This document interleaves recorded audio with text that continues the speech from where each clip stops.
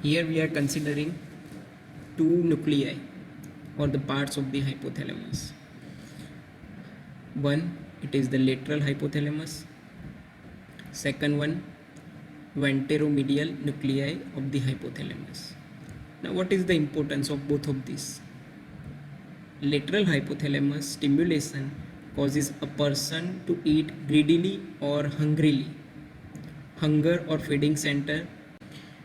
Second one, ventromedial nuclei of the hypothalamus, which causes the sensation of food rejection or complete satiety.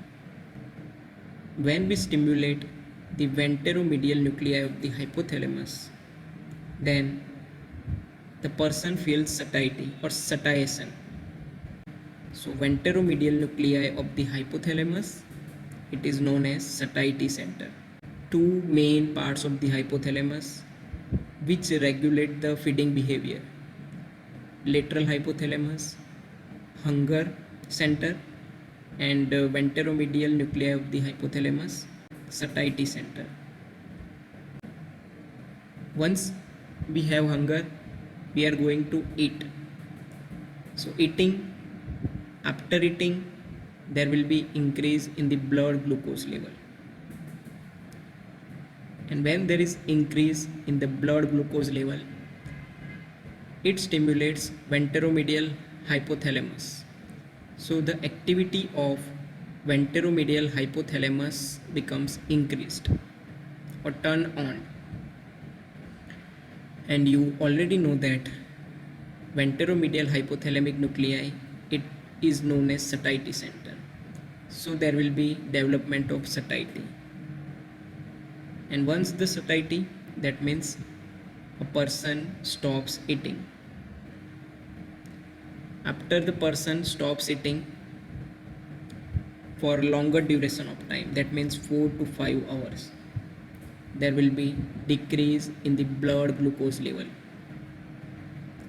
When the blood glucose level decreased, it is going to stimulate the lateral hypothalamus. And once the activity of the lateral hypothalamus becomes increased, again it is going to give you the hunger or food seeking type of behavior. So when we going to destroy the lateral hypothalamus, the person will not able to eat the food, or the desire for eating the food is completely lost by the person.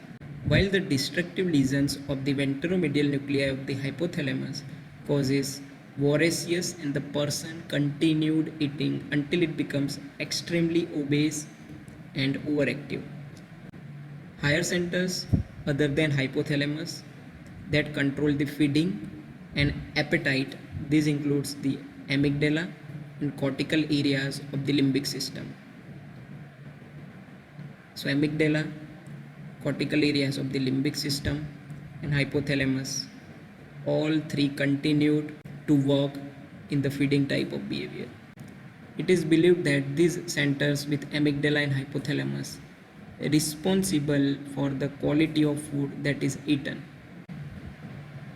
Hormonal control of feeding, appetite, and hunger.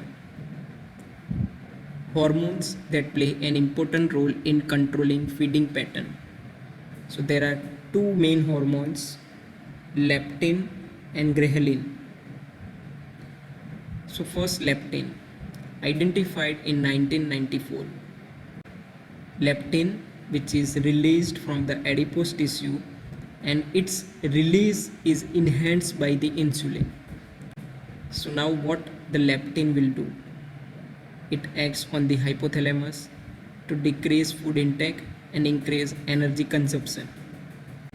Simply, leptin is released when we are at the level of satiation or satiety, or during the satiety. So abnormalities in the leptin signaling appear to be correlated to overeating and obesity.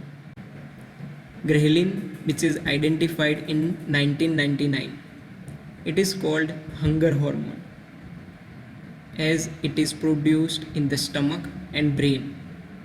It induces the food intake and operates through a brain region that controls craving for food and another energy sources. So ghrelin, it is produced in the stomach and brain, mainly in the stomach, specifically empty stomach. When the stomach is empty, it produces the hormone ghrelin, and it's called hunger hormone. What ghrelin will do? Once the ghrelin has been released from the empty stomach, it induces food intake. Ghrelin is peptide hormone secreted by gastric mucosa on empty stomach.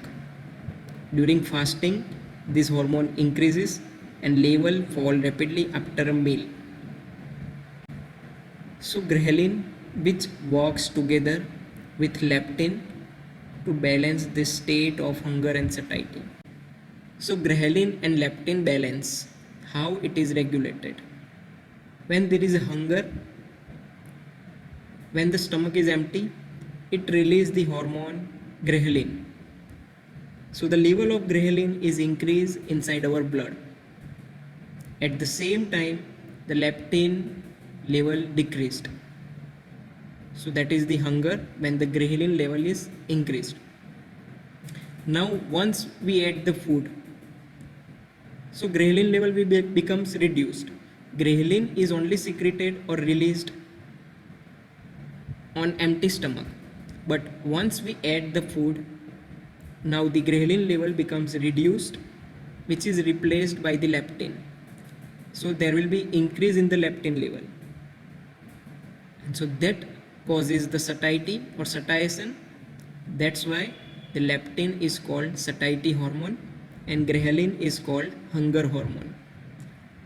Ghrelin will increase the food intake type of behavior, and leptin, which causes the satiety or satiation type of behavior.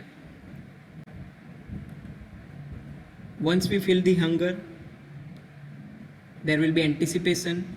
We are going to eat the food, and once we eat the food, there will be pleasurable feeling. When we are eating the food, we actually get the pleasurable feeling, and once our eating is completed, there will be fullness of our stomach, or we felt satisfied. After 4 to 5 hours of the previous meal, again we develop the hunger, and again we are going to eat the food. So that is the cycle is repeating. Lateral hypothalamus hunger center, and ghrelin is called hunger hormone. Ventromedial nuclei of the hypothalamus is called satiety center, and the leptin hormone is called satiety hormone.